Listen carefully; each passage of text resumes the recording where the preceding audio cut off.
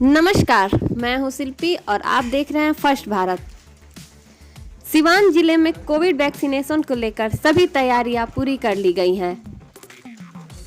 जिले में 10 वैक्सीनेशन केंद्र बनाए गए हैं, जिसमें से 8 सरकारी और 2 निजी अस्पताल शामिल है, जहां अगले 16 तारीख से वैक्सीनेशन का कार्य शुरू हो जाएगा। ये जानकारी सिवान जिला अधिकारी अमित कुमार पांडे ने एक प्रेस कॉन्फ्रेंस आयोजित करके दी है। उन्होंने बताया कि पहले चरण में जिले के 16,000 स्वास्थ्य कर्मियों को वैक्सीनेशन का टीका लगाया जाएगा, जिसमें सरकारी और निजी अस्पतालों के स्वास्थ्य कर्मी शामिल हैं। वहीं उन्होंने कहा कि एक व्यक्ति को 2 बार वैक्सीनेशन का टीका दिया जाएगा, जिसमें पहला टीका लगने के 28 दिन बाद दूसरा टीका दिया जाएगा। बताते चले कि वैक्सीनेशन का मॉक ड्रिल पिछले 8 जनवरी को ही पूरा कर लिया गया है। खबरों में बने रहने के लिए आप जुड़े रहे फर्स्ट भारत से। तब तक के लिए धन्यवाद। कोविड वैक्सीनेशन को लेके की गई है। आगामी 16 जनवरी 2021 से वैक्सीनेशन प्रोग्राम हम लोगों के ज़िले में स्टार्ट हो रहा है। जैसा आप सभी को ज्ञात होगा, कुल 10 साइट का चयन किया गया है, जिनके माध्यम से हम लोग वैक्सीनेशन कराएंगे फेज़ 1 में। 8 साइट हमारे सरकारी अस्पताल हैं और 2 प्राइवेट हॉस्पिटल का भी चयन किया गया है। तो ये फेज़ 1 में हमारे हेल्थ वर्कर्स जो हैं उनको वैक्सीन दी जाएगी, कोविड-19 संबंधित वैक्सीन, और इसका टाइमिंग होगा सुबह 9 बजे से लेकर शाम के 4 बजे तक। लगभग 16,000 हेल्थ वर्कर्स ने रजिस्ट्रेशन करवाया है, जिसमें कि लगभग 14,000 हमारे सरकारी विभाग के हेल्थ वर्कर्स हैं, जिसमें ICDS का लगभग 8,000 स्टाफ इंक्लूडेड है, और लगभग 2,000 हमारे प्राइवेट सेक्टर के डॉक्टर्स और पैरामेडिकल स्टाफ भी इसमें इंक्लूडेड है। इसमें आज की इस प्रेस ब्रीफिंग या प्रेस कॉन्फ्रेंस के माध्यम से मैं आप सभी को स्पष्ट कर देना चाहता हूं कि यह वैक्सीन डबल डोज है, 2 डोज इसमें इस्तेमाल होते हैं। तो किसी एक व्यक्ति का वैक्सीनेशन 2 डोज में ही कंप्लीट होता है। पहला डोज यदि 16 तारीख को लिया गया है तो अगला डोज 28वें दिन लिया जाएगा उसके द्वारा, और उस व्यक्ति को पहला डोज लेने से 45 दिन के अंदर एंटीबॉडी जनरेट होगी। तो उस व्यक्ति को जो पहला डोज ले रहा है उसके लिए सबसे महत्वपूर्ण बात यही है कि दूसरा डोज वो ज़रूर लें और 28वें दिन ही लें, और उससे संबंधित जानकारी उनके मोबाइल पे आ जाएगी। जिस दिन वो पहला डोज लेने जाएंगे उससे संबंधित जानकारी भी उनके मोबाइल पे होगी, कहाँ जाना है, कितने बजे पहुंचना है, और जैसे ही पहला डोज लेंगे तो दूसरे डोज की जानकारी कहाँ मिलेगा और कितने बजे मिलेगा वो भी उनको मिल जाएगा उसी समय, पहला डोज जिस दिन लेते हैं।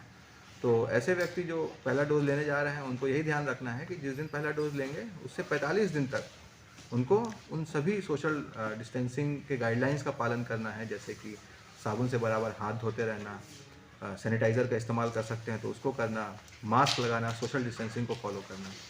तो मैं ये आज 16 जनवरी को जो वैक्सीनेशन प्रोग्राम स्टार्ट हो रहा है, ये हमारे ज़िले के लिए, हमारे राज्य के लिए एक बहुत बड़ा दिन है। यहाँ से सभी जिलों में ये प्रोग्राम चालू होगा। धन्यवाद। मल्टी स्पेशलिटी हॉस्पिटल सिवान सदर में और आदर्श मैटरनिटी सेंटर सिवान सदर में ही लोकेटेड है। सदर अस्पताल के अलावा जो हमारे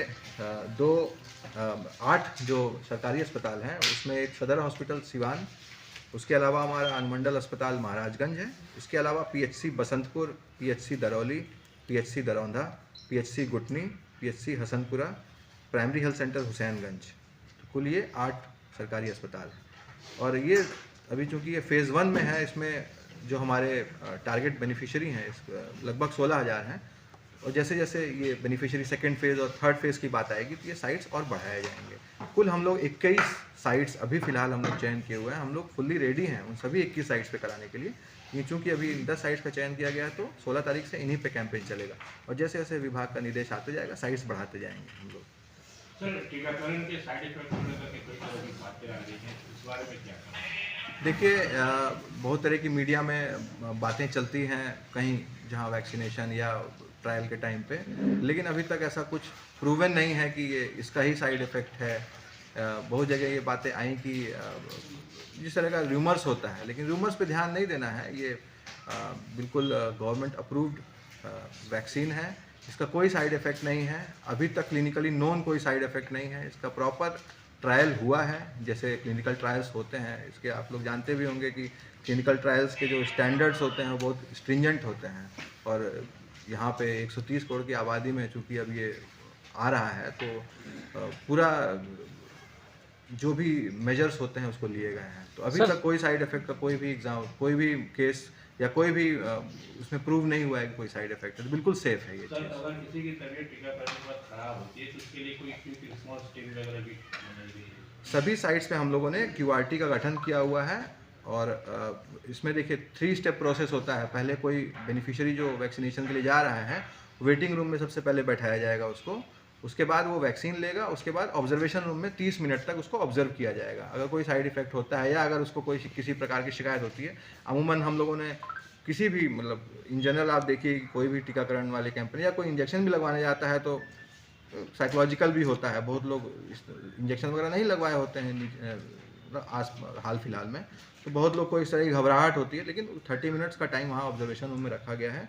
अगर कोई साइड इफ़ेक्ट होता है तो हम लोग एक चौथी व्यवस्था भी किए हैं, AEFI बोलते हैं उसको, एडवर्स इवेंट फॉलोइंग इम्यूनाइजेशन। अगर ऐसा कुछ होता है तो उसके लिए भी हम लोग व्यवस्था किए हुए हैं, उसके भी अलग मेडिसिन्स हैं जो उसको दी जाएगी, और फिर हम लोग का एक क्विक रिएक्शन टीम है उसको फॉलोअप करेगी, अच्छे डॉक्टर्स हैं उसमें।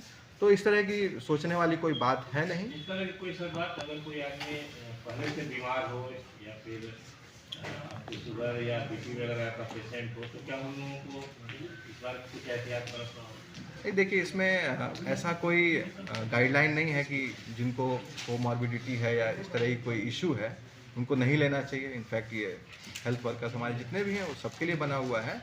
लेकिन देखिए ये वॉलंटरी बेसिस पे, अभी रजिस्ट्रेशन लगभग 16,000 लोगों का हुआ है। लोगों को लेना चाहिए क्योंकि इनका रजिस्ट्रेशन हो गया है।